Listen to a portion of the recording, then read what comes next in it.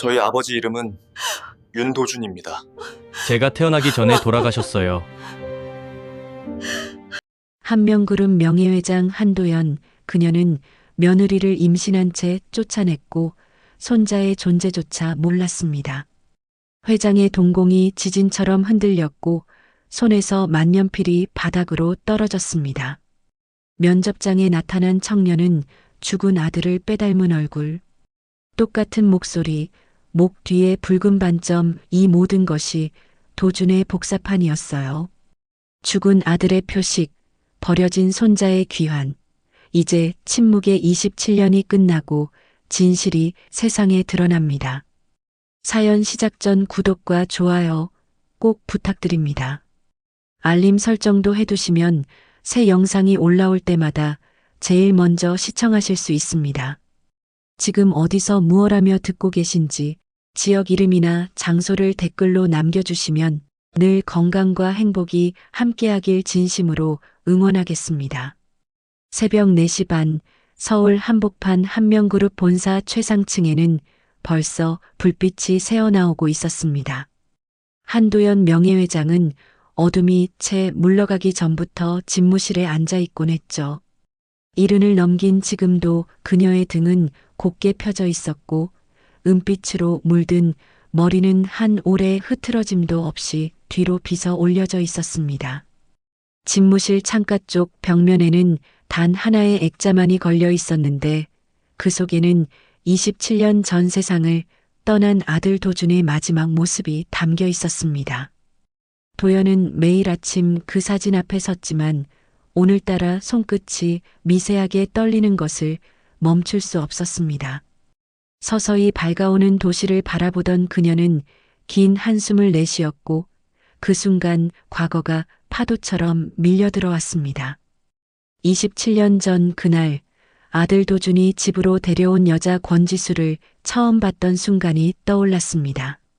낡은 블라우스에 헐렁한 치마를 입고 서 있던 25살의 그 여자는 고개를 숙인 채 떨리는 목소리로 인사를 건넸지만 도연의 눈에는 오직 가난의 냄새와 비천함만이 보였었죠. 어머니, 지수를 사랑합니다. 저희 결혼을 허락해 주십시오. 도준의 간절한 목소리가 지금도 귓속을 파고들었습니다. 도연은 얼음처럼 차갑게 굳은 표정으로 며느리가 될 뻔했던 그 여자를 내려다보며 말했었죠. 내가 감히 어떻게 이 집안에 발을 들릴 생각을 했느냐? 가문의 명예를 더럽히는 일만큼은 절대 용납할 수 없다. 도준은 어머니의 반대에도 불구하고 지수와 결혼했고 채 한 달도 지나지 않아 교통사고로 세상을 떠났습니다. 장례식장에서 도연은 검은 상복을 입고 흐느끼는 지수에게 다가가 그 누구도 들을 수 없을 만큼 낮은 목소리로 속삭였었죠. 내 천한 운명이 내 아들을 죽였다. 당장 이 집에서 나가거라. 지수는 그날 밤 혼자 사라졌고 도연은 그것이 올바른 선택이라고 믿었습니다. 집무실 문이 소리 없이 열리며 비서실장이 들어왔습니다. 회장님, 부회장님께서 이른 시간에 뵙기를 청하십니다. 중대한 말씀이 있으시다고 전하셨습니다. 도연은 천천히 고개를 끄덕였지만 남편 태범의 얼굴을 떠올리니 숨이 막히는 듯 했습니다. 평소와 달리 동이 트기도 전에 찾아온다는 것은 무언가 결심한 일이 있다는 신호였죠. 27년 전 그날 이후로 두 사람 사이에는 보이지 않는 유리벽이 세워졌고 태범은 매일 새벽 심장약을 삼키며 무언가에 짓눌리듯 살아왔습니다. 그가 가슴속 깊이 묻어둔 비밀의 무게가 얼마나 무거운지 도연도 희미하게 감지하고 있었지만 차마 입 밖으로 꺼낼 수 없었습니다. 한편 서울 변두리의 낡은 아파트에서 지수는 새벽부터 잠을 이루지 못하고 있었습니다. 50대 초반의 나이에도 여전히 단정한 그녀의 얼굴에는 세월의 흔적이 깊게 새겨져 있었죠. 거실 한쪽 구석에 놓인 낡은 액자 속에는 도준의 사진이 있었고 그 옆에는 27살이 된 아들 하늘의 대학 졸업사진이 나란히 자리하고 있었습니다. 지수는 조용히 일어나 부엌으로 향했지만 복부를 짚으며 잠시 걸음을 멈춰야 했습니다. 몇 달 전부터 시작된 통증이 점점 날카로워지고 있었지만 아들에게는 절대 들키면 안 되었죠. 그녀는 숨을 가다듬으며 냉장고 문을 열었고 그 안에 숨겨둔 진통제 봉지를 재빨리 꺼냈습니다. 엄마, 벌써 일어나셨어요? 하늘의 목소리에 지수는 황급히 약을 손바닥 안에 감추며 돌아섰습니다. 도준과 똑같은 이목구비를 가진 아들의 모습을 볼 때마다 심장이 찢어질 듯 아팠지만 동시에 그것이 버티며 살아갈 이유이기도 했습니다. 오늘은 내가 중요한 프로젝트 마감일이잖니. 아침은 제대로 먹고 시작해야지. 하늘은 부엌 식탁에 앉으며 노트북 가방 옆주머니에서 낡은 회중시계를 꺼내 손바닥 위에 올려놓았습니다. 아버지의 유일한 유품이라고 어머니가 전해준 그 시계는 그에게 마치 부적처럼 느껴졌죠. 중요한 순간마다 그는 무의식적으로 시계를 만지작거리며 마음을 가라앉히곤 했습니다. 시계 뒷면에는 희미하게 새겨진 글씨가 있었는데 영원한 사랑을 위하여 도준이라는 문구가 세월에 닳아 거의 보이지 않을 지경이었습니다. 엄마, 한명그룹이라고 아세요? 사실 며칠 전에 거기 지원서를 넣었는데 오늘 최종 답변이 온대요. 지수의 얼굴이 순간 창백하게 굳어졌지만 아들이 눈치채지 못하도록 억지로 미소를 지어 보였습니다. 큰 회사는 사람들도 많고 경쟁도 치열할 텐데 굳이 거기가 아니어도 좋은 곳은 많지 않겠니? 하지만 엄마, 제가 개발한 물류 시스템 알고리즘을 실제로 적용할 수 있는 규모의 회사는 많지 않아요. 게다가 한명그룹은 유통 부문에서 혁신적인 프로젝트를 추진 중이래요. 아버지도 비슷한 일을 하고 싶어 하셨다고 말씀하셨잖아요. 하늘이 회중시계를 다시 한번 부드럽게 쓰다듬으며 자리에서 일어섰고 지수는 그 모습을 지켜보며 가슴이 철렁 내려앉는 것을 느꼈습니다. 운명이 이렇게 잔혹하게 반복될 줄은 상상도 못했습니다. 하늘이 현관문을 나서자 지수는 급히 부엌으로 돌아가 싱크대 아래 숨겨둔 서랍을 열었습니다. 그 안에는 병원 진단서와 약 봉지들이 빼곡히 쌓여 있었죠. 가장 최근 진단서에는 3기, 적극적 치료 필요라는 글자가 선명했지만 지수는 그것을 다시 깊숙이 밀어 넣었습니다. 치료비를 생각하면 눈앞이 캄캄했지만 아들이 자신의 꿈을 포기하게 만들 수는 없었습니다. 한명그룹 본사 지하 주차장에서는 기획실장 서기현이 차에서 내리며 날카로운 눈빛으로 건물을 올려다보고 있었습니다. 50대 중반의 그는 차가운 인상을 지니고 있었는데 입가에 알 수 없는 미소를 띄었습니다. 오늘 신입 채용 최종 결과 발표일이지. 과연 누가 합격할지 흥미롭군. 그는 엘리베이터를 타며 서류 가방에서 낡은 수첩을 꺼내 무언가를 확인했습니다. 수첩 안에는 27년 전의 기록들이 빼곡하게 적혀 있었고 그 중에는 도준의 사고 현장 사진 여러 장도 끼워져 있었죠. 기현은 그 자료들을 다시 한번 훑어보며 중얼거렸습니다. 모든 비밀은 언젠가 드러나게 되어 있지. 하지만 그 시점은 내가 결정하는 거야. 오후 2시 하늘은 작은 원룸 사무실에서 노트북 화면을 응시하고 있었습니다. 프리랜서 IT 개발자로 살아가는 그에게 한명그룹은 너무나 먼 세계처럼 느껴졌지만 어머니의 미래를 위해서라면 도전할 가치가 있었죠. 그는 다시 한번 회중시계를 꺼내 들여다보았습니다. 시계의 초침이 규칙적으로 움직이는 소리가 고요한 사무실에 울려 퍼졌습니다. 바로 그때 휴대전화가 울렸습니다. 윤하늘 씨 맞으십니까? 한명그룹 인사팀입니다. 하늘의 심장이 거세게 뛰기 시작했습니다. 네, 맞습니다. 축하드립니다. 서류 심사를 통과하셨고 내일 오전 10시 본사에서 최종 면접이 진행될 예정입니다. 면접관 명단을 문자로 발송해 드렸으니 확인해 주시기 바랍니다. 전화를 끄는 하늘은 떨리는 손으로 문자 메시지를 열었습니다. 면접관 명단에는 인사팀장, 기획실장 서기현, 그리고 마지막 줄에 한도연 명예회장이라는 이름이 또렷하게 적혀 있었습니다. 하늘은 그 이름을 보며 이상한 예감을 느꼈지만 곧 고개를 저었습니다.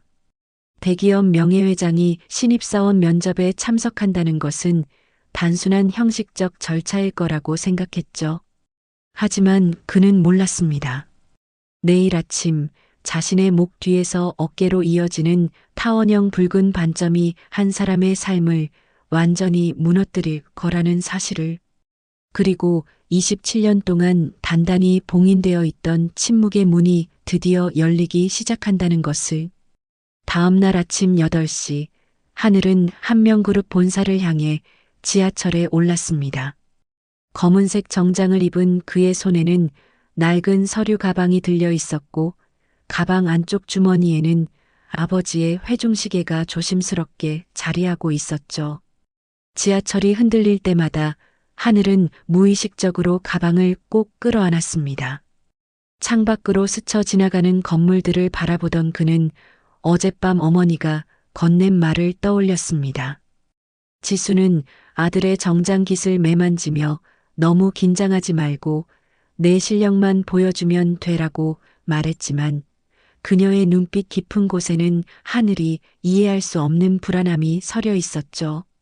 9시 30분 하늘은 한명그룹 본사 앞에 섰습니다. 30층이 넘는 유리 건물은 아침 햇살을 받아 눈부시게 빛나고 있었고 정문을 드나드는 사람들은 모두 여유롭고 자신감 넘치는 걸음걸이를 하고 있었습니다. 건물 로비로 들어서자 대리석 바닥이 거울처럼 빛나고 있었고 천장에는 거대한 샹들리에가 위압적으로 걸려 있었습니다. 하늘은 이곳의 폐쇄적인 분위기를 온몸으로 느끼며 깊게 숨을 들이마셨습니다. 안내 데스크 직원은 하늘의 신분증을 확인한 후 차가운 미소를 지으며 방문증을 건넸죠. 15층 대회의실입니다. 엘리베이터는 오른쪽입니다. 15층에 도착하자 복도 끝에 면접 대기실이라고 적힌 문이 보였습니다. 하늘이 문을 열고 들어서자 이미 5명의 지원자가 앉아 있었습니다. 모두 명문대 출신처럼 보이는 젊은이들이었고 그들은 서로를 의식하며 긴장된 표정으로 앉아 있었죠. 어떤 이는 끊임없이 휴대전화를 만지작거렸고 어떤 이는 자료를 들여다보는 척하며 옆 사람을 훑어보고 있었습니다. 경쟁심과 불안감이 뒤섞인 공기가 대기실을 무겁게 짓누르고 있었습니다. 하늘은 구석자리에 조용히 앉아 가방에서 준비해온 자료를 꺼냈습니다. 너 어느 대학이야? 옆자리에 앉은 남자가 건성으로 물었습니다. 하늘이 짧게 대답하자 상대방은 지방사립대라는 말을 듣자마자 이미 관심을 잃은 듯 고개를 돌렸죠. 그 순간의 냉랭함이 하늘의 가슴을 조였지만 그는 애써 표정을 감추며 자료를 다시 펼쳤습니다. 10시 정각 대기실 문이 열리며 인사팀 직원이 들어왔습니다. 지금부터 면접을 시작하겠습니다. 한 분씩 호명하겠으니 준비해 주시기 바랍니다. 첫 번째, 윤하늘 씨. 하늘의 심장이 세차게 뛰기 시작했습니다. 그는 천천히 일어나 직원을 따라 복도를 걸었고 끝에 있는 거대한 회의실 문 앞에 섰습니다. 문 너머에서는 낮은 대화 소리가 희미하게 들려왔죠. 들어가십시오. 하늘은 문을 열었습니다. 넓은 회의실 안쪽에는 긴 타원형 테이블이 놓여 있었고 테이블 건너편에는 4명의 면접관이 앉아 있었습니다. 인사팀장으로 보이는 50대 중반의 남자, 날카로운 눈빛을 가진 기획실장 서기현, 재무 담당 전무로 보이는 60대 남자, 그리고 온화한 인상의 윤태범 부회장이 자리하고 있었죠. 맨 끝 자리 하나는 아직 비어 있었는데 그곳이 한도연 명예회장의 자리임을 하늘은 직감할 수 있었습니다. 앉으십시오. 하늘은 지정된 자리에 앉았고 손을 무릎 위에 가지런히 모았습니다. 면접관들은 그의 서류를 훑어보고 있었지만 모두가 빈 의자를 의식하고 있다는 것을 느낄 수 있었습니다. 인사팀장은 계속 시계를 확인했고 태범은 손가락으로 테이블을 두드리며 불안한 기색을 감추지 못했습니다. 자기소개 부탁드립니다. 인사팀장의 질문에 하늘은 준비한 대로 차분하게 답했습니다. 그의 목소리는 떨리지 않았고 눈빛은 흔들림이 없었습니다. 프리랜서로 쌓아온 경력과 개발한 물류 시스템에 대해 설명하는 동안 면접관들은 고개를 끄덕이며 메모를 했죠. 바로 그때 회의실 문이 조용히 열렸습니다. 모든 면접관이 일제히 자리에서 일어섰고 하늘도 본능적으로 따라 일어섰습니다. 문 앞에 선 사람은 은발의 여성이었습니다. 70을 넘긴 나이에도 그녀의 자세는 흐트러짐이 없었고 검은색 정장 차림의 모습은 압도적인 카리스마를 풍기고 있었죠. 임원들의 얼굴에는 과도한 긴장감이 역력했고 태범조차 숨을 죽이며 고개를 숙였습니다. 한도연 명예회장이었습니다. 죄송합니다. 계속하십시오. 도연은 낮고 단호한 목소리로 말하며 빈 의자에 앉았습니다. 그녀의 냉정한 눈빛이 회의실을 한 바퀴 훑었고 마지막으로 하늘에게 머물렀습니다. 면접관들도 조심스럽게 자리에 앉았고 하늘도 따라 앉았죠. 윤하늘 씨, 개발하신 물류 시스템의 핵심 알고리즘에 대해 설명해 주시겠습니까? 기현이 날카롭게 질문했습니다. 하늘은 고개를 끄덕이며 논리적으로 답변하기 시작했습니다. 그는 시스템의 구조와 효율성, 그리고 실제 적용 가능성에 대해 상세히 설명했죠. 말하는 동안 그는 자연스럽게 몸을 앞으로 기울였고 설명에 집중하느라 무의식적으로 자세를 고쳤습니다. 정장깃이 살짝 뒤로 젖혀졌습니다. 도연의 시선이 하늘의 목 뒤쪽으로 향했습니다. 그곳에는 목 뒤에서 어깨로 이어지는 타원형의 붉은 반점이 선명하게 드러나 있었습니다. 도연의 얼굴이 순간 창백하게 변했습니다. 그녀의 손이 의자 팔걸이를 꽉 움켜쥐었고 손등의 핏줄이 파랗게 솟아올랐습니다. 입술이 파르르 떨렸지만 아무 소리도 나오지 않았죠. 심장이 불규칙하게 뛰기 시작했고 숨이 가빠졌습니다. 하늘의 얼굴이 점점 도준의 얼굴로 겹쳐 보였습니다. 이목구비 하나하나, 눈매, 입모양, 말할 때의 습관까지 모든 것이 아들과 똑같았죠. 도연은 27년 전 그 반점을 보았던 순간을 떠올렸습니다. 의사는 유전적 특징이라고 말했고 도연은 그것을 아들만의 표시로 여겼었죠. 도준아. 도연의 입에서 희미한 신음이 새어나왔습니다. 그 순간 그녀의 몸이 한쪽으로 기울었고 태범이 황급히 자리에서 일어나 부축했습니다. 회장님. 면접관들이 모두 자리에서 일어났고 회의실은 순식간에 아수라장이 되었습니다. 하늘도 당황하며 자리에서 일어섰지만 무슨 일이 벌어지고 있는지 이해할 수 없었죠. 명예회장이 자신을 보고 쓰러진다는 것은 상상조차 할 수 없는 일이었습니다. 빨리 의무실로 모시고. 기현이 날카롭게 지시했고 태범과 인사팀장이 도연을 부축해 회의실 밖으로 나갔습니다. 하늘은 멍하니 그 모습을 지켜보다가 기현의 차가운 시선과 마주쳤습니다. 기현의 눈빛에는 의심과 경계심이 가득했죠. 오늘 면접은 여기까지입니다. 결과는 추후 통보하겠습니다. 기현의 목소리에는 알 수 없는 적대감이 담겨 있었습니다. 하늘은 고개를 숙여 인사하고 회의실을 나왔지만 복도를 걸으며 가슴속 깊은 곳에서 불안감이 치밀어 올랐습니다. 자신을 둘러싼 미스터리가 시작되고 있다는 것을 본능적으로 감지했지만 그것이 무엇인지 알 수 없었죠.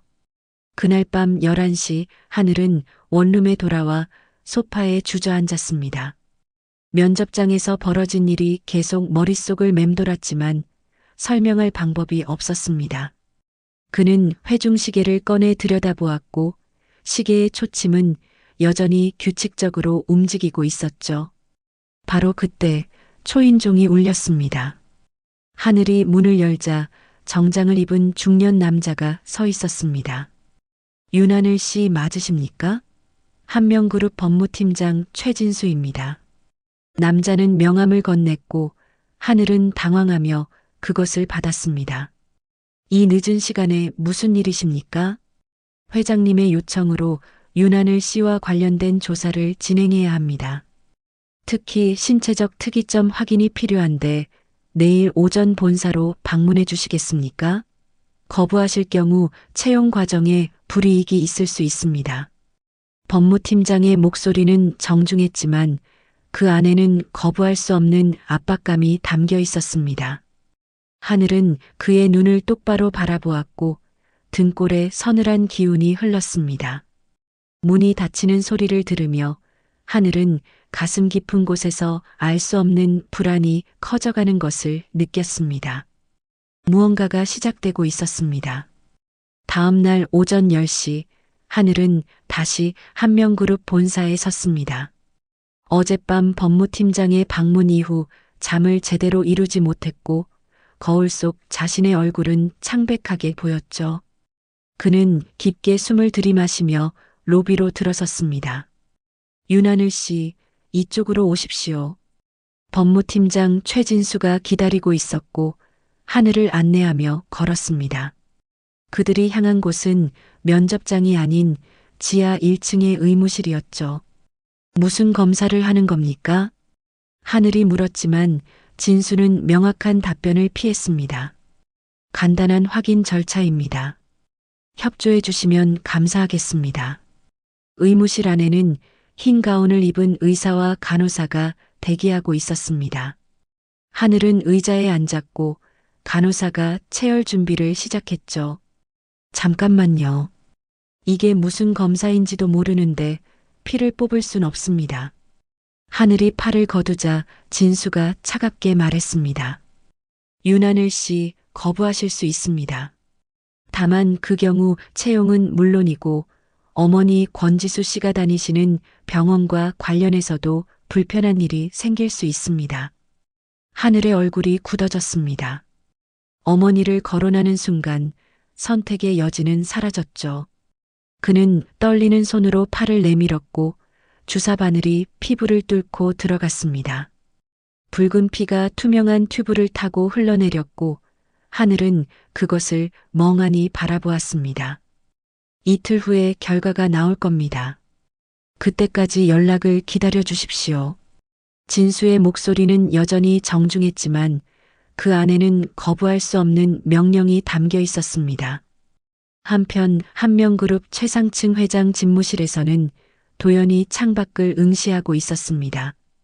어젯밤부터 그녀는 한숨도 자지 못했고 눈 아래로 깊은 그늘이 드리워져 있었죠. 책상 위에는 하늘의 면접 서류가 펼쳐져 있었고 그녀는 그 사진을 뚫어지게 바라보았습니다. 문이 열리며 태범이 들어왔습니다. 그의 얼굴에도 지친 기색이 역력했죠. 검사는 진행했습니까? 도연이 창밖을 보며 물었습니다. 태범은 고개를 끄덕였지만 입을 열지 못했습니다. 그는 27년 전 그날의 기억이 떠올랐죠. 장례식이 끝난 지 사흘째 되던 날 임신한 지수가 작은 가방 하나를 들고 현관에 서 있었습니다. 도연은 차가운 눈빛으로 그녀를 내려다보며 말했었죠. 내 천한 운명이 내 아들을 죽였다. 당장 이 집에서 나가거라. 지수는 아무 말도 하지 못했고 배를 감싸며 고개를 숙였습니다. 태범은 그 모습을 계단 위에서 지켜보고 있었지만 아내를 말릴 용기가 없었죠. 도연의 분노가 너무나 거대했고 그녀의 붕괴가 두려웠습니다. 그는 침묵을 선택했고 지수는 그렇게 사라졌습니다. 그날 밤 태범은 지수가 임신 4개월이었다는 사실을 뒤늦게 알았습니다. 도준의 친구가 전해준 말이었죠. 하지만 그는 아내에게 그 사실을 말하지 못했습니다. 도연이 이미 무너진 상태에서 그 진실을 감당할 수 있을지 확신할 수 없었기 때문이었죠. 당신은 27년 동안 침묵했소. 도연이 낮게 중얼거렸습니다. 태범은 놀라 그녀를 바라봤지만 도연은 여전히 창밖을 응시하고 있었죠. 검사 결과가 나오면 모든 게 달라질 겁니다. 태범이 떨리는 목소리로 말했고 도연은 천천히 고개를 돌렸습니다. 그녀의 눈빛에는 두려움과 기대가 뒤섞여 있었죠. 이틀이 흘렀습니다. 도연은 그 이틀 동안 집무실을 벗어나지 않았고 식사도 거의 하지 않았습니다. 태범은 그녀 곁을 지켰지만 두 사람 사이에는 말이 없었죠. 오후 4시 진수가 봉인된 봉투를 들고 집무실에 들어왔습니다. 회장님, 검사 결과가 나왔습니다. 도연은 떨리는 손으로 봉투를 받았습니다. 봉투를 뜯는 소리가 고요한 집무실에 울려 퍼졌고 그녀는 천천히 서류를 꺼내 펼쳤죠. 유전자 일치도 99.97%, 친손자 관계 확인됨. 서류가 그녀의 손에서 떨어져 바닥으로 흩어졌습니다. 도연은 그대로 의자에 주저앉았고 두 손으로 얼굴을 감쌌습니다. 숨이 막혔고 심장이 미친 듯이 뛰었죠. 믿을 수 없었지만 동시에 확신했습니다. 그 반점, 그 얼굴, 모든 것이 도준이었습니다. 내가 내 손자를 버렸구나. 도연의 입에서 신음이 새어나왔습니다. 27년 동안 쌓아온 확신이 한순간에 무너졌고 죄책감이 쓰나미처럼 밀려왔죠. 그녀가 쫓아낸 며느리는 임신한 채 홀로 세상으로 내몰렸고 그 아이가 지금 27살이 되어 자신 앞에 나타난 것이었습니다. 태범은 바닥에 떨어진 서류를 주우며 눈물을 흘렸습니다. 그도 알고 있었죠. 자신이 27년 전 그 진실을 말했더라면 이 모든 고통을 막을 수 있었다는 것을. 도연, 내가 말했어야 했소. 태범의 목소리가 떨렸습니다. 그는 더 이상 참을 수 없었죠. 무릎을 꿇고 바닥에 주저앉으며 울부짖었습니다. 지수는 임신한 채 떠났소. 당신의 아들을 품고 이 집을 나갔단 말이오. 도연의 얼굴이 새하얗게 변했습니다. 태범의 고백은 칼날처럼 그녀의 가슴을 찔렀고 숨을 쉴 수 없을 만큼 고통스러웠죠. 바로 그때 집무실 밖 복도에서 발소리가 멈췄습니다. 하늘이 그곳에 서 있었습니다. 검사 결과를 직접 듣기 위해 찾아온 그는 집무실 문 앞에서 우연히 그 대화를 듣게 되었죠. 태범의 울부짖음, 도연의 신음, 그리고 임신한 채 떠났다는 그 말이 그의 귀를 때렸습니다. 하늘의 얼굴이 창백하게 굳어졌습니다. 그는 뒷걸음질 치며 복도 끝으로 물러났고 등이 차가운 벽에 닿았죠. 숨이 가빠졌고 머릿속이 하얗게 변했습니다. 어머니가 임신한 채 쫓겨났다는 것, 자신이 그 집안의 손자라는 것, 모든 퍼즐이 맞춰지기 시작했습니다. 그리고 그는 깨달았습니다. 자신을 둘러싼 미스터리가 단순한 우연이 아니라 27년 전부터 이어져 온 거대한 비밀의 일부라는 것을. 그날 밤 11시 한명그룹 본사 기획실에는 아직도 불이 켜져 있었습니다. 기획실장 서기현은 책상 앞에 앉아 모니터를 응시하고 있었고 그의 얼굴에는 차가운 미소가 번지고 있었죠. 기현은 27년 전 도준의 사고 당시 현장에 있었던 사람 중 하나였습니다. 당시 그는 한명그룹 비서실 과장이었고 도준의 측근으로 일하고 있었죠. 사고 직후 그는 현장을 재빨리 정리했고 몇몇 증거들을 은밀히 처리했습니다. 브레이크 이상, 과속, 그리고 빗길이라는 완벽한 조합으로 사고는 마무리되었고 기현은 그 공로로 빠르게 승진했죠. 하지만 이제 손자가 나타났다는 것은 모든 것이 흔들릴 수 있다는 의미였습니다. 도준의 유산 상속 구조가 재편될 것이고 회장직 승계 문제도 다시 불거질 것이었죠. 기현은 27년 동안 쌓아온 자신의 입지가 무너지는 것을 결코 용납할 수 없었습니다. 저 녀석을 제거해야 해. 지금 당장. 기현은 내선 전화를 들어 IT 보안 팀장을 호출했습니다. 30분 후 키가 크고 마른 체격의 남자가 기획실에 들어왔죠. 팀장, 윤하늘이라는 사람 알지? 네, 이번 채용 지원자 중 한 명입니다. 프리랜서 개발자로 알고 있습니다. 그 사람의 지원 파일에 접근할 수 있나? IT 보안 팀장은 잠시 망설였지만 기현의 날카로운 눈빛을 보고는 고개를 끄덕였습니다. 가능합니다. 무엇을 하실 계획이십니까? 그의 파일에 악성 코드를 심어 회사 기밀 파일에 무단 접근한 흔적도 남기고 누가 봐도 그가 정보를 빼돌리려 했다는 증거를 만들어야 해. 팀장의 얼굴이 굳어졌지만 기현은 차갑게 덧붙였습니다. 자네도 알겠지만 이건 회사를 위한 일이야. 신원이 불분명한 사람을 들릴 순 없어. 그리고 자네 아들이 다니는 대학 등록금 내가 지원하고 있다는 거 잊지 않았겠지? 팀장은 입술을 깨물며 고개를 숙였습니다. 이틀 후 오전 9시 하늘은 한명그룹으로부터 이메일을 받았습니다. 채용 절차의 일환으로 회사 시스템에 접속해 간단한 코딩 테스트를 진행하라는 내용이었죠. 하늘은 제공된 아이디와 비밀번호로 로그인했고 화면에 나타난 문제를 풀기 시작했습니다. 하지만 그가 작업을 시작한 지 30분쯤 지났을 때 갑자기 화면이 깜빡이기 시작했습니다. 커서가 제멋대로 움직였고 하늘이 입력하지 않은 명령어들이 화면에 나타났죠. 하늘의 얼굴이 굳어졌습니다. 이건 원격 조종이야. 그는 재빨리 네트워크 로그를 확인했습니다. 자신의 세션을 통해 회사 내부 기밀 폴더에 접근한 흔적이 남아 있었고 수십 개의 파일이 다운로드된 기록이 보였죠. 하늘은 당황했지만 곧 이것이 조작임을 직감했습니다. 누군가 나를 함정에 빠뜨리려고 해. 하늘은 즉시 추적을 시작했습니다.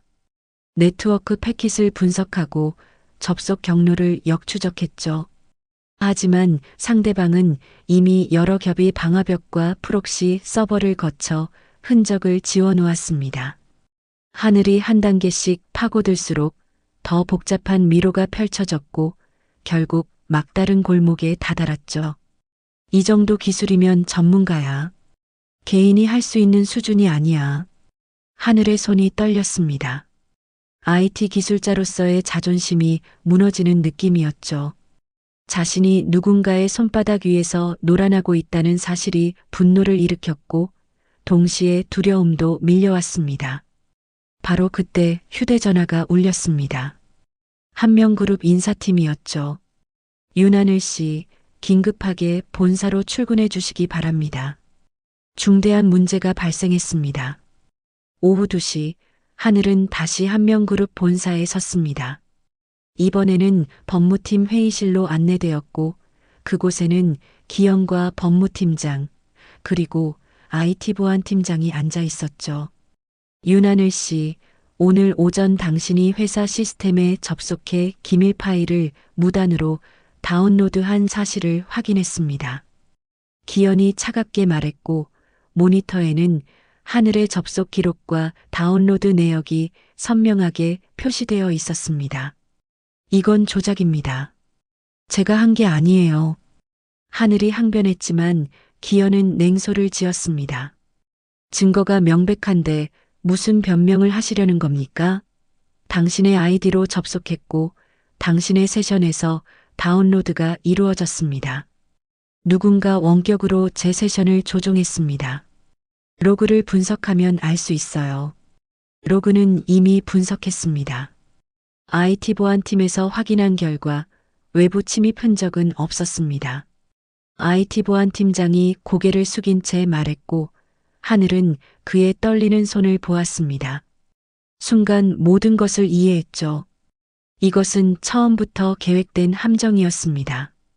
같은 시각 도연의 집무실에서는 긴장된 대화가 오가고 있었습니다.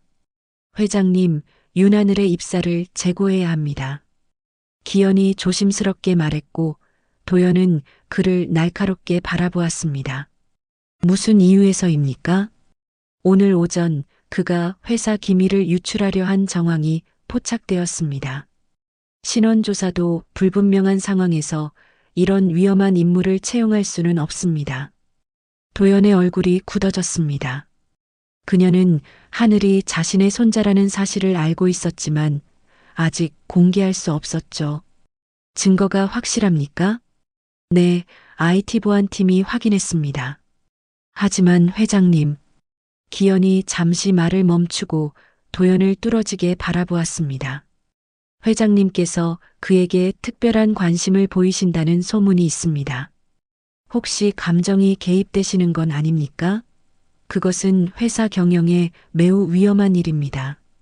도연의 손이 책상을 쳤고 날카로운 소리가 울렸습니다. 내가 언제 사적 감정으로 회사 일을 처리했습니까? 죄송합니다.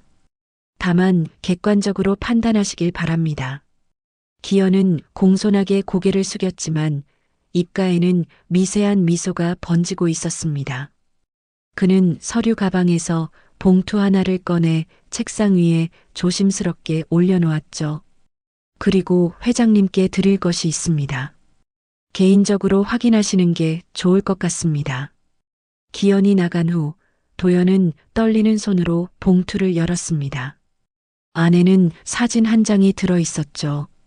병실 침대에 누워있는 지수의 모습이었습니다. 창백한 얼굴, 링거가 꽂힌 팔, 그리고 머리맡에 놓인 약병들. 사진 뒷면에는 메모가 적혀 있었습니다. 권지수 3개월 전 췌장암 3기 진단. 현재 서울대병원 입원 중. 도연의 손에서 사진이 떨어졌고 그녀는 의자에 무너져 내렸습니다. 27년 동안 자신이 쫓아낸 며느리가 홀로 아들을 키우며 병마와 싸우고 있었다는 사실이 가슴을 찢었습니다. 지수야, 내가 너를 이렇게 만들었구나. 도연의 눈에서 눈물이 흘러내렸습니다. 그날 밤 10시 태범은 자신의 서재에 홀로 앉아 있었습니다. 책상 위에는 빈 소주잔이 여러 개 놓여 있었고 그의 얼굴은 붉게 상기되어 있었죠. 27년 동안 가슴속 깊이 묻어두었던 진실을 토해낸 후 그는 죄책감과 해방감 사이에서 갈팡질팡하고 있었습니다. 내가 진작 말했어야 했는데. 태범의 손이 떨리며 또 한 잔의 술을 입으로 가져갔습니다. 목구멍을 타고 내려가는 독한 액체가 식도를 태웠지만 마음속 고통에 비하면 아무것도 아니었죠. 그는 27년 전 그날 밤을 떠올렸습니다. 장례식이 끝나고 사흘째 되던 밤, 태범은 도연이 지수를 쫓아내는 모습을 계단 위에서 지켜보고 있었습니다. 지수는 작은 가방 하나를 들고 현관에 서 있었고 배를 감싸며 눈물을 흘리고 있었죠. 태범은 내려가서 말려야 한다는 것을 알고 있었지만 도연의 분노가 너무나 거대했고 그녀가 무너질까 두려웠습니다. 그날 밤 도준의 친구에게서 전화가 왔습니다. 지수가 임신 4개월이었다는 사실을 알려주는 전화였죠. 태범은 그 순간 모든 것이 멈춘 것 같았습니다.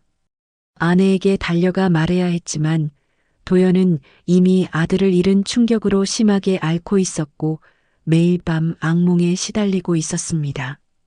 태범은 두려웠습니다. 이 진실이 아내를 완전히 무너뜨릴까봐. 그렇게 하루가 지나고 일주일이 지나고 한 달이 지났습니다. 시간이 흐를수록 말하기는 더 어려워졌고 결국 27년이라는 세월이 흘러버렸죠. 태범은 잔을 내려놓고 두 손으로 얼굴을 감쌌습니다. 고백은 했지만 그것이 속죄가 될 수는 없었습니다. 오히려 더 큰 죄책감이 밀려왔죠. 한편 하늘은 집으로 돌아와 어머니의 방문 앞에 서 있었습니다. 우연히 들었던 태범의 고백, 겪었던 함정이 머릿속을 복잡하게 만들었죠. 그는 조용히 문을 열었습니다. 지수는 침대에 누워 있었고 링거가 팔에 꽂혀 있었습니다. 최근 통증이 심해져 집에서도 링거를 맞고 있었죠.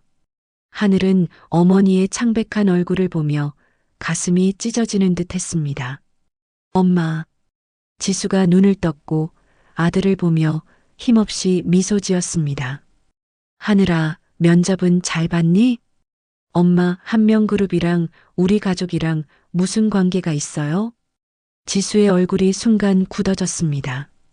아들이 무언가를 알아챈 것 같았죠. 왜 그런 걸 물어보니? 그냥 이상한 일들이 계속 생겨서요. 명예회장님이 저를 보고 쓰러지셨고 유전자 검사를 받으라고 하고 엄마, 제가 알아야 할 게 있는 거 아니에요?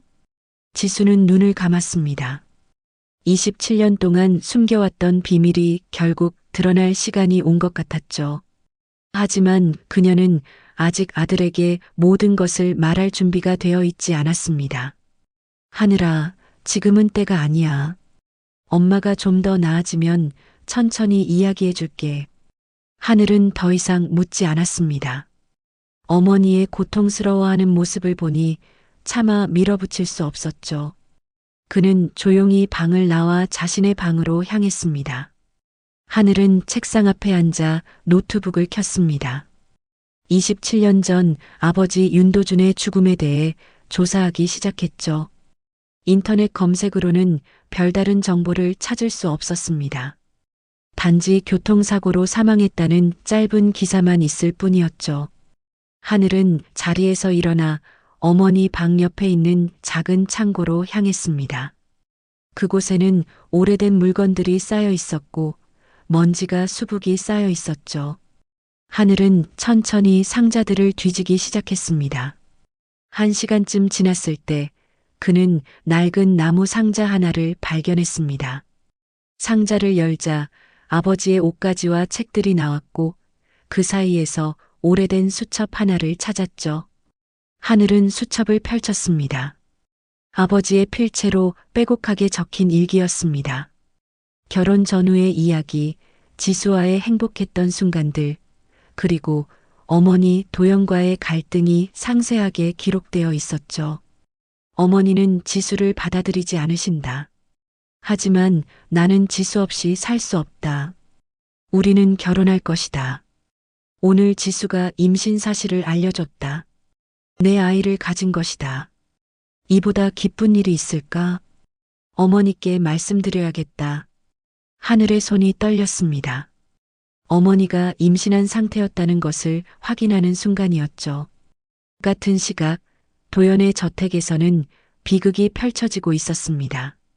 도연은 거실 소파에 앉아 지수의 투병 사진을 계속 바라보고 있었고 옆에는 태범이 술에 취한 채 쓰러져 있었죠. 태범, 당신은 왜 말하지 않았소? 도연의 목소리는 떨렸지만 태범은 대답하지 못했습니다. 그는 심장 통증을 느끼며 가슴을 움켜쥐었고 얼굴이 창백하게 변했죠. 도연, 미안하오. 나는 두려웠소. 태범의 몸이 소파에서 미끄러져 내렸고 도연은 황급히 그를 부축했습니다. 태범, 정신 차리세요. 도연은 급히 전화를 걸어 구급차를 불렀습니다. 27년 동안 침묵의 무게를 짊어진 남편이 마침내 무너지고 있었죠. 다음 날 아침 7시 하늘은 어머니 방의 오래된 옷장을 정리하고 있었습니다. 아버지의 유품을 더 찾기 위해서였죠. 옷장 깊숙한 곳에서 그는 작은 나무 상자를 발견했습니다. 상자를 열자 아버지의 회중시계가 들어 있었습니다. 어머니가 건네준 것과는 다른 또 하나의 시계였죠. 하늘은 그것을 조심스럽게 꺼내 들었습니다. 시계는 낡았지만 여전히 작동하고 있었습니다. 하늘은 시계를 자세히 살펴보다가 뒷면에 작은 홈이 있는 것을 발견했죠. 손톱으로 살짝 눌러보자 뚜껑이 열렸고 안쪽에는 이중 구조로 된 공간이 있었습니다. 하늘의 심장이 뛰기 시작했습니다. 그 안에 무언가 접혀 있는 종이가 보였죠. 하지만 꺼내려고 하는 순간 시계가 갑자기 멈췄습니다. 초침이 더 이상 움직이지 않았고 묘한 정적이 흘렀죠. 하늘은 알 수 없는 서늘함을 느꼈습니다. 이 시계 안에 27년 전의 진실이 숨겨져 있다는 확신이 들었습니다. 하늘은 회중시계를 책상 위에 조심스럽게 올려놓았습니다.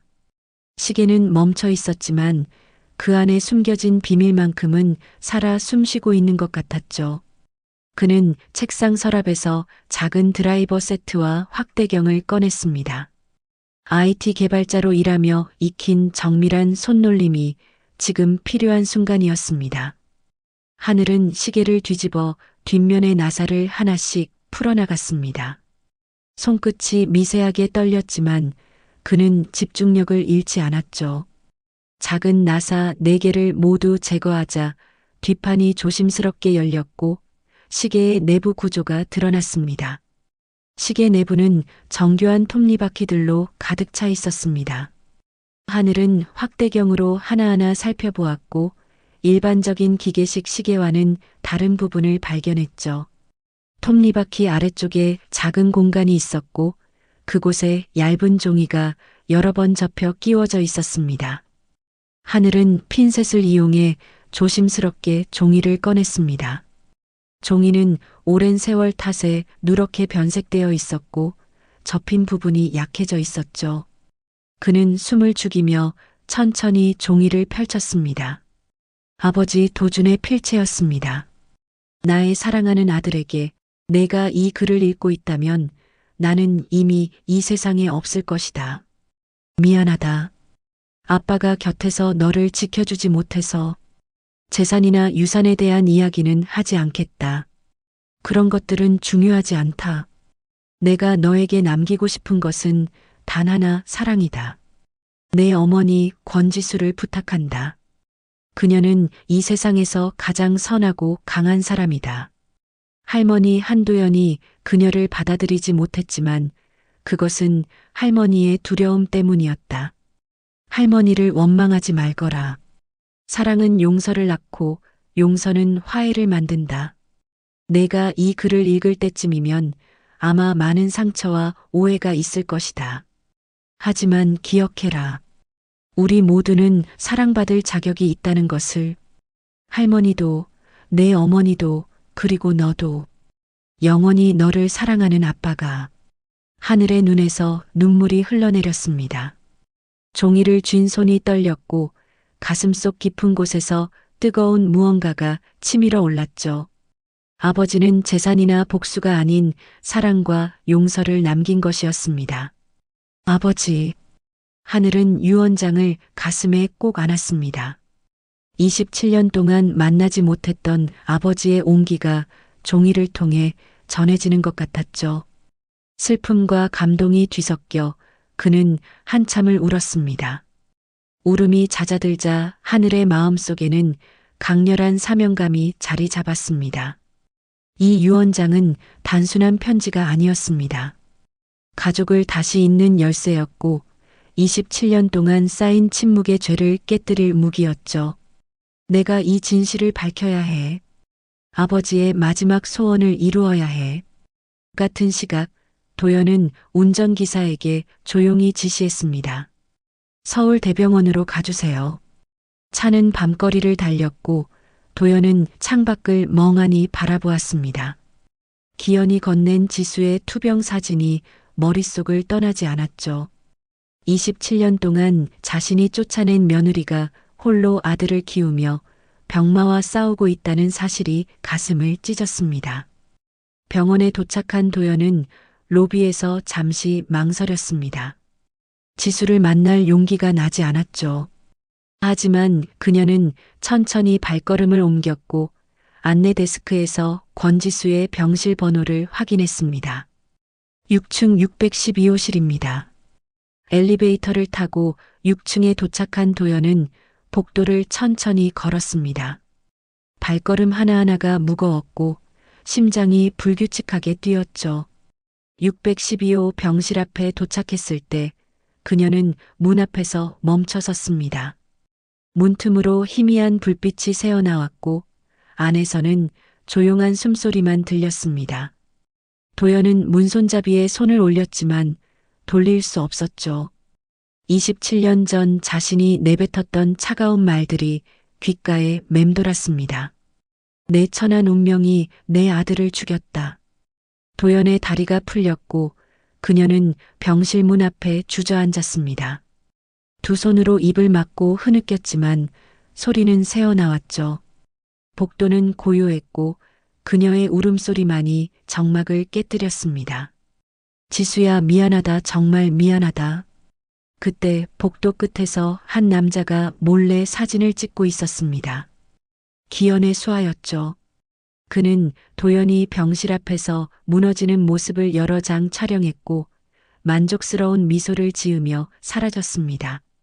도연은 한참을 그렇게 앉아 있다가 결국 일어섰습니다. 아직 지수를 마주할 준비가 되지 않았죠. 그녀는 돌아서서 복도를 걸었고 엘리베이터에 올라탔습니다. 차에 돌아온 도연의 얼굴은 눈물로 범벅이 되어 있었습니다. 다음 날 오전 10시 하늘은 휴대전화를 들고 심호흡을 했습니다. 그는 한명그룹 대표 전화번호로 전화를 걸었고 목소리를 낮추며 말했죠. 서기현 실장님과 통화 부탁드립니다. 어떤 용건이십니까? 27년 전 윤도준 씨 사고와 관련된 중요한 제보가 있습니다. 잠시 후 전화가 연결되었고 기현의 날카로운 목소리가 들렸습니다. 누구시죠? 익명으로 전화드립니다. 27년 전 윤도준 씨의 교통사고, 그것이 단순 사고가 아니었다는 증거를 가지고 있습니다.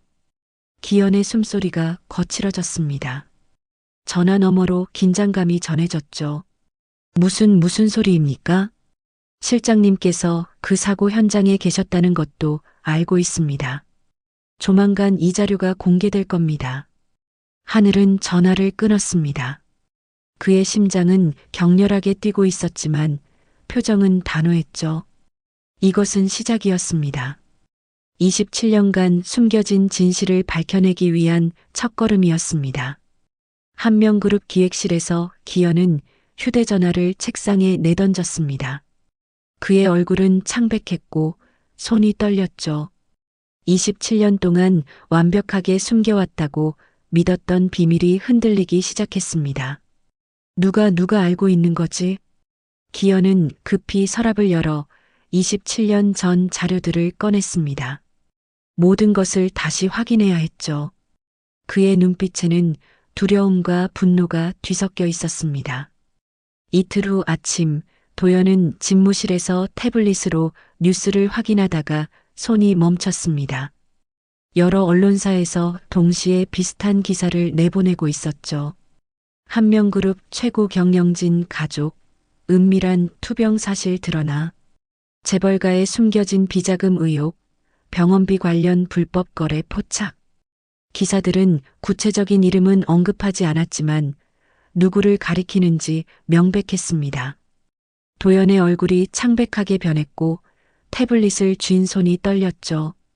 기현이 지수의 투병 사진을 언론에 흘린 것이었습니다. 이렇게까지. 도연은 의자에 깊이 기대며 눈을 감았습니다.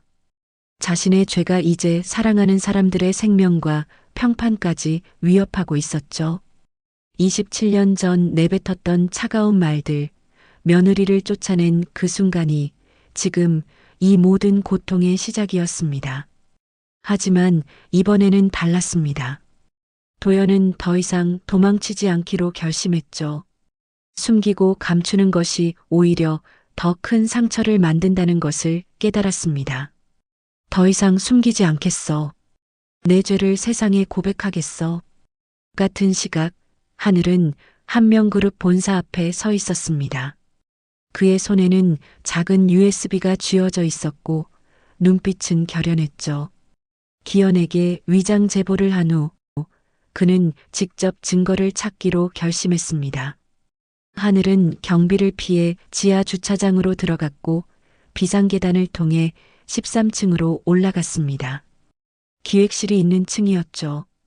복도는 조용했고 점심시간이라 대부분의 직원들이 자리를 비운 상태였습니다. 하늘은 기획실장실 문 앞에 섰습니다.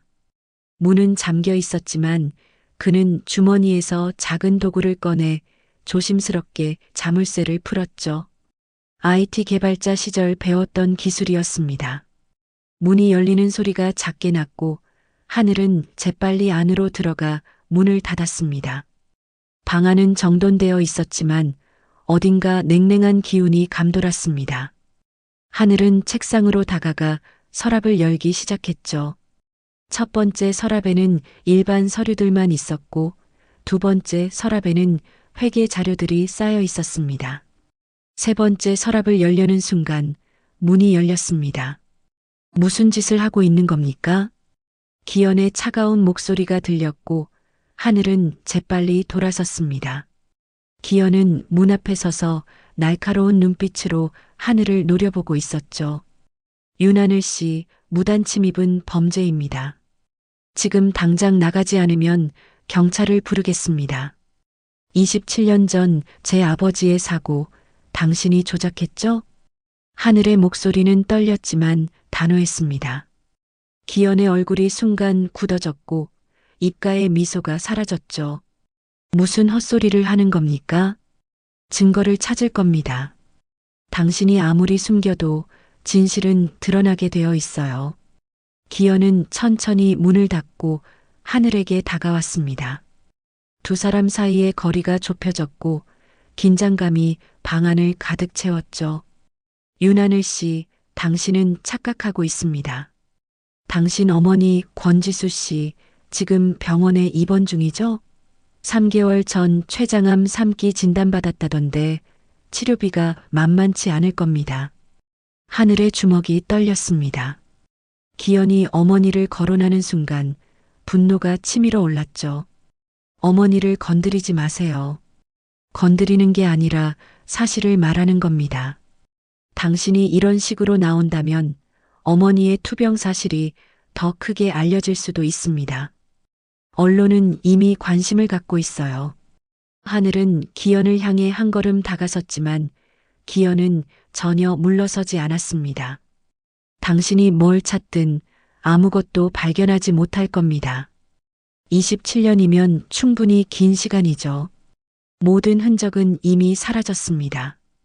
바로 그때 하늘의 휴대전화에 문자 메시지가 도착했습니다. 발신자는 익명이었고 내용은 간단했죠. 기획실 컴퓨터, 폴더명 1998년 10월, 비밀번호 427. 하늘의 눈빛이 변했습니다. 누군가 자신을 돕고 있었죠. 그는 기현의 눈을 똑바로 바라보며 말했습니다. 증거는 이미 확보했습니다. 당신의 컴퓨터 안에 있는 그 파일들 말이에요. 기현의 얼굴이 창백하게 변했고 그는 재빨리 책상으로 달려가 컴퓨터 전원을 켰습니다. 하늘도 따라갔지만 기현이 그를 밀쳐냈죠. 짧은 몸싸움이 벌어졌고 책상 위의 물건들이 바닥으로 쏟아졌습니다. 같은 시각 한명그룹 회장실에서 태범은 창밖을 바라보며 휴대전화를 쥐고 있었습니다. 방금 하늘에게 익명 문자를 보낸 것이었죠. 그는 자신의 침묵이 얼마나 큰 죄였는지 깨달았습니다. 이제라도 속죄할 방법을 찾아야 했죠. 태범은 27년 전 기현이 사고 현장을 조작했다는 사실을 알고 있었습니다. 하지만 당시 그는 두려움에 침묵했고 기현은 그 공로로 승진했죠. 이제 그 진실을 밝힐 때가 온 것이었습니다. 오후 5시 도연은 비서실장을 불렀습니다. 내일 오전 10시 본사 대회의실에서 긴급 기자회견을 준비해 주세요.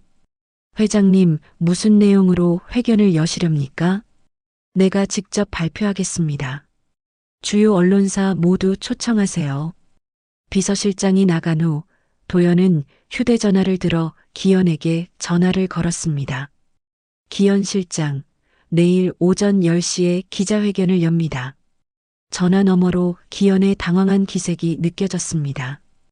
회장님, 갑작스러운 회견은 위험합니다. 무슨 내용을 발표하실 계획이십니까? 27년 전의 진실을 모두 밝히겠습니다. 내가 며느리를 쫓아낸 일, 손자를 버린 일, 모든 것을 세상에 고백하겠습니다. 기현의 숨소리가 거칠어졌습니다. 회장님, 그건 회사에 큰 타격을 줄 수 있습니다.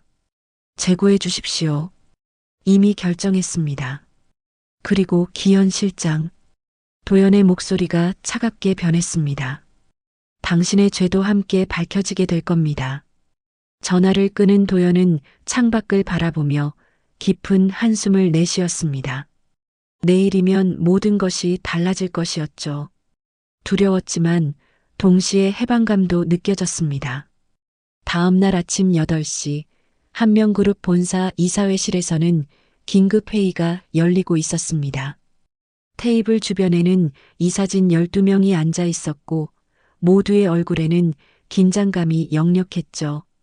회장님, 기자회견을 재고해 주십시오. 개인적인 가족사를 공개적으로 밝히는 것은 회사에 큰 타격을 줄 수 있습니다.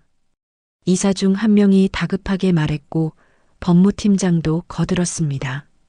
주가가 폭락할 것이고 경쟁사들이 이를 악용할 겁니다. 차라리 합의금으로 조용히 해결하는 게 낫지 않겠습니까? 도연은 테이블 끝에 앉아 그들의 말을 듣고 있었습니다. 그녀의 얼굴은 창백했지만 눈빛만은 흔들리지 않았죠. 내 죄는 돈으로 덮을 수 없습니다. 도연의 목소리는 낮았지만 단호했습니다. 이사들이 술렁였지만 그녀는 자리에서 일어섰습니다. 27년 동안 나는 거짓 위에서 살아왔습니다. 이제 그 거짓을 끝낼 때가 왔습니다. 회의는 여기까지입니다. 도연은 회의실을 나왔고 복도를 걸으며 깊은 숨을 내쉬었습니다. 손이 떨렸지만 발걸음은 멈추지 않았죠. 9시 30분, 도연은 기자회견장 옆 대기실에 홀로 앉아 있었습니다. 거울 앞에서 자신의 모습을 바라보는 그녀의 눈에는 눈물이 고여 있었죠. 27년 동안 쌓아온 명예와 권위, 그 모든 것이 오늘 무너질 것이었습니다. 하지만 동시에 해방감도 느껴졌습니다. 더 이상 숨기지 않아도 되고 거짓 위에서 살지 않아도 되는 것이었죠. 지수야, 하늘아, 용서해다오. 도연은 두 손으로 얼굴을 감싸고 조용히 흐느꼈습니다. 가슴 깊은 곳에서 터져나오는 울음은 27년 동안 억눌렀던 슬픔이었죠. 몇 분간 울고 난 후 그녀는 눈물을 닦고 일어섰습니다. 10시 정각 기자회견장 문이 열렸습니다. 수십 대의 카메라가 일제히 도연을 향했고 플래시가 터졌습니다. 기자들은 자리를 가득 메우고 있었고 방송사 중계 카메라도 여러 대 설치되어 있었죠. 도연은 천천히 단상으로 걸어갔고 준비된 의자에 앉았습니다. 마이크 앞에 앉은 도연은 잠시 눈을 감았다가 천천히 떴습니다. 수많은 카메라와 시선이 그녀를 뚫고 있었지만 이제 두렵지 않았습니다.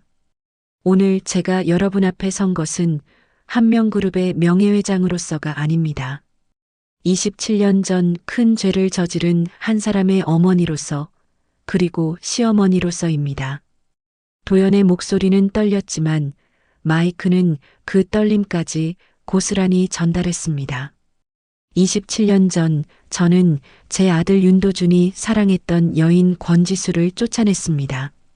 가난하다는 이유로, 우리 가문에 어울리지 않는다는 이유로 저는 그녀를 내쫓았습니다. 기자들 사이에서 웅성거림이 일었지만 도연은 멈추지 않았습니다. 제 아들은 그로부터 한 달 후 교통사고로 세상을 떠났습니다. 장례식장에서 저는 며느리에게 말했습니다. 당장 이 집을 나가라고, 내 천한 운명이 내 아들을 죽였다고. 도연의 목소리가 갈라졌고 그녀는 잠시 말을 멈췄습니다. 물을 한 모금 마신 후 그녀는 다시 입을 열었죠. 하지만 저는 몰랐습니다. 그때 권지수가 임신 4개월이었다는 사실을. 제가 쫓아낸 며느리는 제 손자를 품고 홀로 이 세상으로 내몰린 것이었습니다. 기자회견장이 순간 정적에 휩싸였습니다. 카메라 셔터 소리만이 미친 듯이 터져나왔죠. 27년 동안 권지수는 홀로 아이를 키웠고 현재 중병을 앓고 있습니다. 모든 것은 제 탓입니다. 저의 오만과 편견이, 저의 차가운 마음이 이 모든 비극을 만들었습니다. 도연은 천천히 자리에서 일어났고 카메라를 향해 깊게 고개를 숙였습니다. 그녀의 은발이 앞으로 흘러내렸고 떨어지는 눈물이 단상 바닥에 작은 얼룩을 만들었죠. 저는 며느리 권지수에게 그리고 손자 윤하늘에게 용서를 구합니다. 제가 저지른 죄는 용서받을 수 없는 것이지만 그래도 용서를 구합니다. 같은 시각 기획실에서 중계 화면을 지켜보던 기현의 얼굴은 창백했습니다. 그는 의자를 박차고 일어났고 모니터를 향해 주먹을 내리쳤죠. 저 여자가 미쳤어. 회사를 망칠 작정이야. 하지만 동시에 기현은 불안했습니다. 도연이 마지막에서 말했던 당신의 죄도 밝혀질 것이라는 말이 귓가에 맴돌았죠. 그는 급히 서류 가방을 챙기며 사무실을 나가려 했습니다. 기자회견장에서는 도연의 고백이 이어지고 있었습니다. 저는 오늘부로 한명그룹의 모든 직책에서 물러날 것이며 제 개인 재산의 절반을 사회에 환원하겠습니다. 하지만 그것으로 제 죄가 씻기지는 않을 것입니다.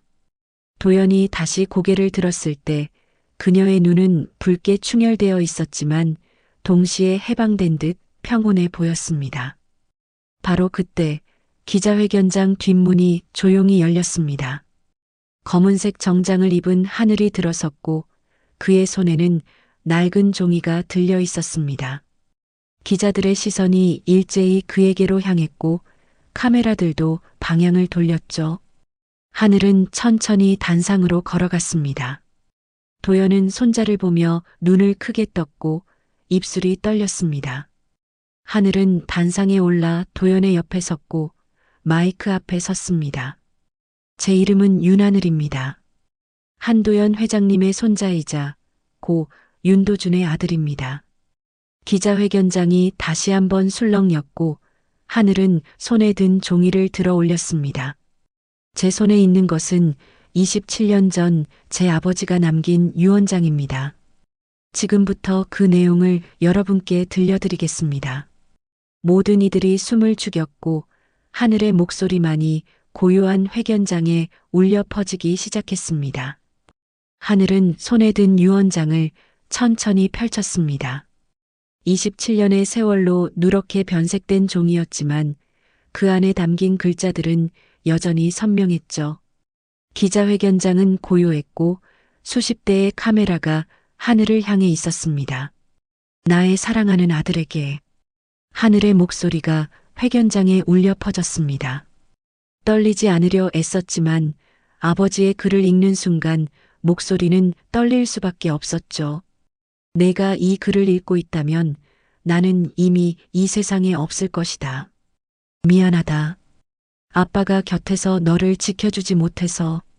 도연은 단상 옆에 서서 하늘을 바라보았습니다.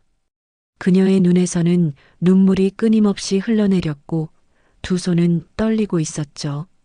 재산이나 유산에 대한 이야기는 하지 않겠다. 그런 것들은 중요하지 않다. 내가 너에게 남기고 싶은 것은 단 하나 사랑이다. 기자들 중 몇몇도 눈시울을 붉혔습니다. 하늘은 잠시 멈춰 깊은 숨을 들이마신 후 계속 읽어내려갔습니다. 내 어머니 권지수를 부탁한다. 그녀는 이 세상에서 가장 선하고 강한 사람이다. 할머니 한도연이 그녀를 받아들이지 못했지만 그것은 할머니의 두려움 때문이었다. 도연의 무릎이 꺾였고 그녀는 단상 바닥에 주저앉았습니다. 카메라 플래시가 미친 듯이 터졌지만 그녀는 신경 쓰지 않았죠. 아들의 마지막 말이 자신을 원망하지 않았다는 사실이 가슴을 찢었습니다. 할머니를 원망하지 말거라. 사랑은 용서를 낳고 용서는 화해를 만든다. 하늘의 목소리도 점점 떨렸습니다. 눈에서 눈물이 흘러내렸지만 그는 끝까지 읽어야 했죠. 내가 이 글을 읽을 때쯤이면 아마 많은 상처와 오해가 있을 것이다. 하지만 기억해라. 우리 모두는 사랑받을 자격이 있다는 것을. 할머니도, 내 어머니도, 그리고 너도.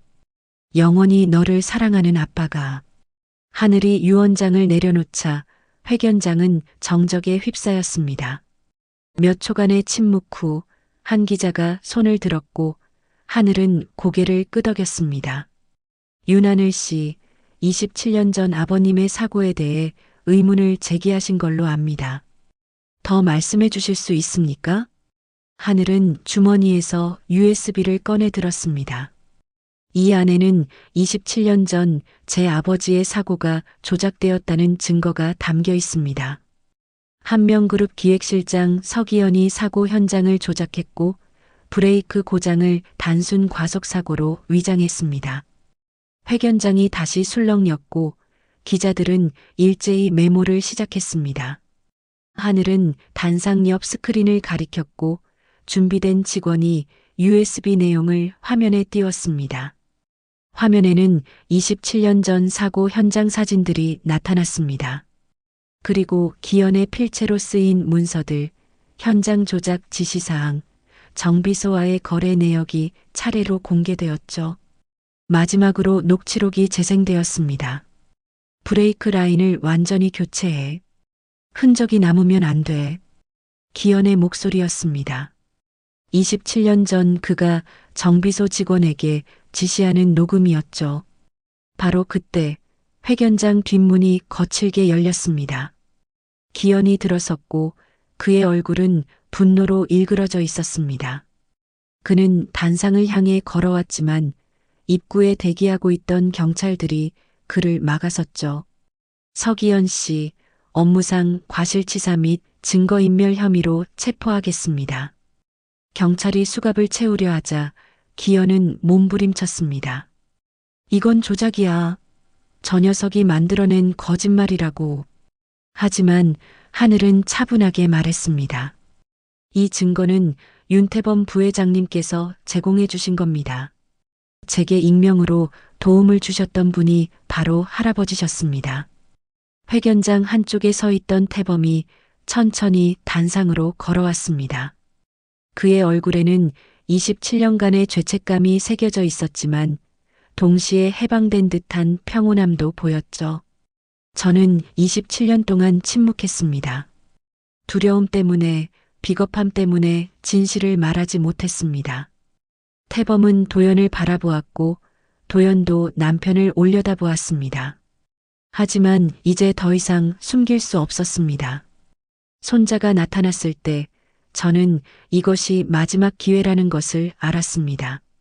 속죄할 마지막 기회. 경찰에게 끌려가는 기현은 마지막으로 도연을 노려보았습니다. 회장님, 당신도 책임에서 자유로울 수 없어. 당신이 며느리를 쫓아냈기 때문에 이 모든 일이 시작된 거야. 기현의 외침에 도연은 고개를 끄덕였습니다. 맞습니다. 모든 것은 내 탓입니다. 당신의 죄도, 이 모든 비극도 근원은 나였습니다. 기현은 끌려나갔고 회견장은 다시 조용해졌습니다. 하늘은 도연에게 다가가 그녀 앞에 섰습니다. 두 사람의 시선이 마주쳤고 복잡한 감정이 교차했죠. 아버지는 할머니를 원망하지 않으셨습니다. 하늘의 목소리는 떨렸지만 단호했습니다. 도연은 눈물을 흘리며 고개를 끄덕였고 하늘도 눈물을 참을 수 없었습니다. 같은 시각 서울대병원 612호 병실에서 지수는 침대에 기대어 TV 화면을 지켜보고 있었습니다. 기자회견 생중계였죠. 시어머니의 고백, 아들의 유언장 낭독, 그리고 하늘의 눈물을 보며 지수는 27년간 억눌렀던 감정을 터뜨렸습니다. 도준아, 우리 아들이 정말 훌륭하게 자랐어. 지수는 흐느끼며 TV 속 하늘을 바라보았습니다. 분노도 원망도 아닌 깊은 슬픔과 동시에 안도감이 밀려왔죠. 27년 동안 혼자 짊어졌던 무게가 마침내 내려놓아지는 것 같았습니다. 기자회견이 끝나고 도연은 단상에서 내려와 출구를 향해 걸었습니다. 그녀의 발걸음은 느렸지만 이제 더 이상 무겁지 않았죠. 모든 것을 고백한 후 그녀는 오히려 가벼워진 것 같았습니다. 이제 남은 것은 단 하나였습니다. 지수를 만나 직접 용서를 구하는 것. 기자회견이 끝난 오후 2시, 도연은 서울대병원으로 향하는 차 안에 앉아 있었습니다. 조수석에는 하늘이 함께 타고 있었고 두 사람 사이에는 긴 침묵이 흐르고 있었죠. 창밖으로 스쳐 지나가는 거리 풍경을 보면서도 도연의 마음속에는 오직 지수의 모습만이 떠올랐습니다. 할머니, 괜찮으세요? 하늘이 조심스럽게 물었고 도연은 천천히 고개를 끄덕였습니다. 괜찮을 리가 없지. 하지만 이제 더 이상 피할 수 없어. 내 어머니를 만나야 해. 차는 병원 주차장에 멈춰 섰고 두 사람은 천천히 내렸습니다. 엘리베이터를 타고 6층에 도착했을 때 도연의 다리가 떨렸고 하늘이 그녀를 부축했죠. 복도를 걸어 612호 병실 앞에 섰을 때 도연은 더 이상 발걸음을 옮길 수 없었습니다. 이곳에 왔지만 결국 문을 열지 못했던 기억이 떠올랐죠. 하지만 이번에는 달랐습니다. 하늘이 곁에 있었고 더 이상 숨길 것도 없었습니다. 할머니, 제가 함께 있을게요. 하늘이 도연의 손을 잡았고 그 온기가 그녀에게 용기를 주었습니다. 도연은 떨리는 손으로 문손잡이를 잡았고 천천히 문을 열었습니다. 병실 안에는 지수가 침대에 기대어 앉아 있었습니다. 링거가 팔에 꽂혀 있었고 얼굴은 창백했지만 눈빛만은 여전히 맑았죠. 지수는 문이 열리는 소리에 고개를 돌렸고 시어머니와 아들을 보았습니다. 순간 세 사람 모두 얼어붙었습니다. 27년이라는 세월이 그들 사이에 보이지 않는 벽처럼 서 있었죠. 도연은 천천히 병실 안으로 들어갔고 침대 곁으로 다가갔습니다. 그녀의 다리가 떨렸고 마침내 지수 앞에서 무릎이 꺾였습니다.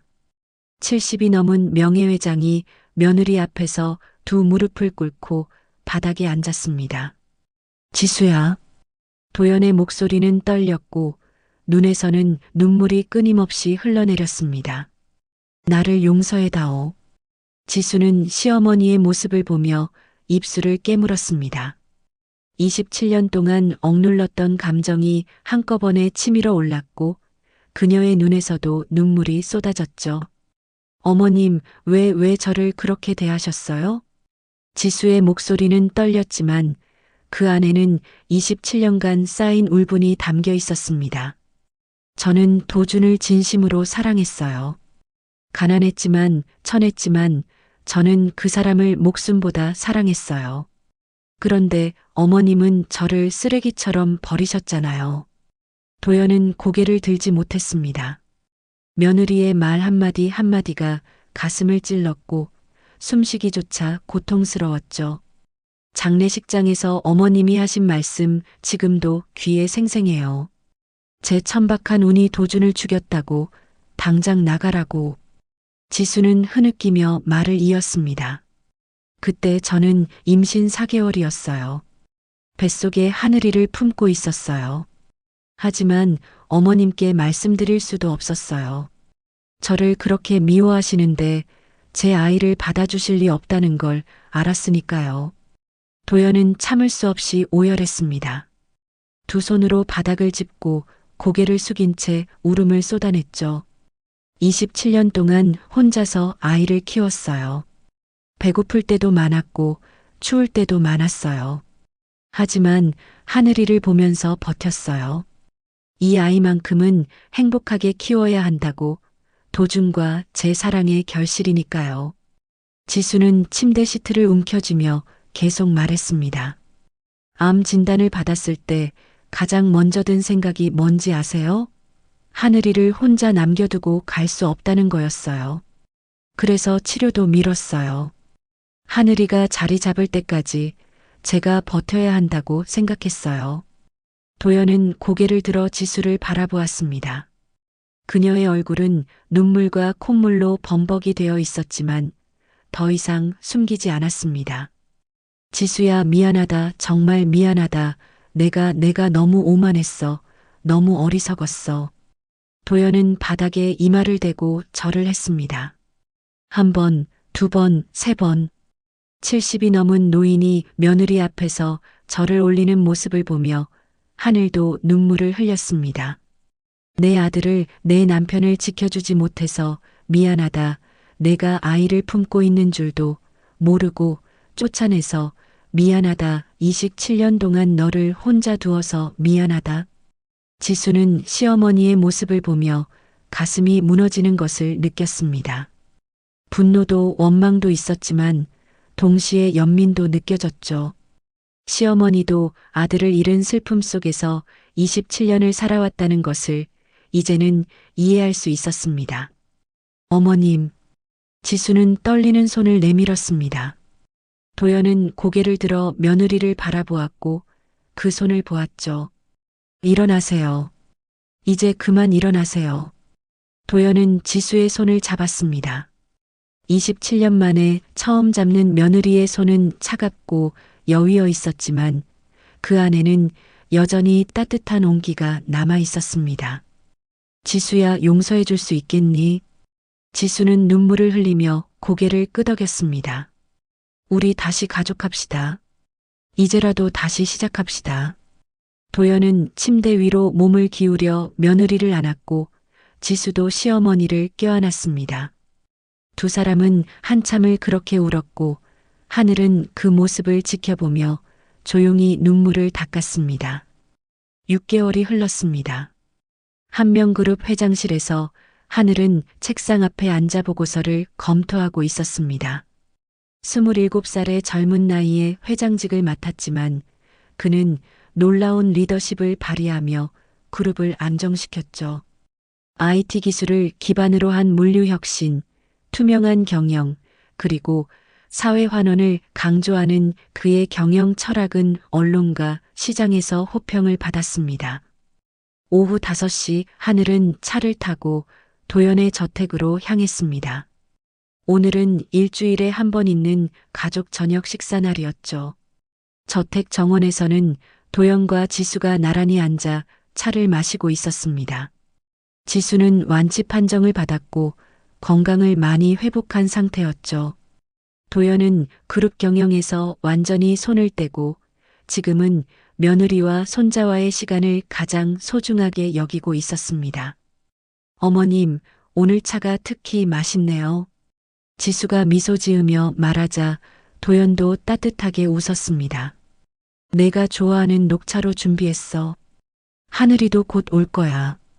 두 사람의 대화는 자연스러웠고 27년 전의 상처는 조금씩 아물어가고 있었습니다. 하늘이 정원에 도착했을 때 태범도 함께 나타났습니다. 네 사람은 정원 테이블에 둘러앉아 저녁 식사를 시작했고 따뜻한 대화가 오갔죠. 하늘아, 오늘 회의는 어땠니? 도연이 물었고 하늘은 차분하게 대답했습니다. 순조로웠어요, 할머니. 새로운 물류 시스템이 성공적으로 안착하고 있습니다. 식사를 마친 후 하늘은 주머니에서 아버지의 회중시계를 꺼내 손바닥 위에 올려놓았습니다. 석양빛을 받아 시계가 은은하게 빛났고 초침은 여전히 규칙적으로 움직이고 있었죠. 아버지, 우리 가족이 다시 하나가 됐어요. 하늘은 마음속으로 조용히 말했습니다. 그리고 시계를 다시 주머니에 넣으며 가족들을 바라보았죠. 할머니와 어머니가 웃으며 대화하는 모습, 할아버지가 따뜻하게 미소 짓는 모습이 눈에 담겼습니다. 27년 동안 잃어버렸던 가족의 온기가 이제 다시 그들 곁으로 돌아왔습니다.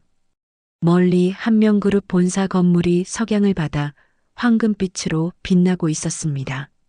새로운 시작, 새로운 희망을 상징하는 듯 했죠.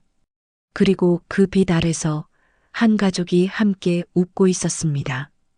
여러분은 어떠셨나요? 27년이라는 시간 동안 미처 전하지 못했던 말, 용서하지 못했던 상처가 혹시 있으신가요? 때로는 용기 내어 한 걸음 다가서는 것만으로도 모든 것이 달라질 수 있습니다. 가족 간의 화해와 용서에 관한 여러분의 이야기가 있다면 들려주세요.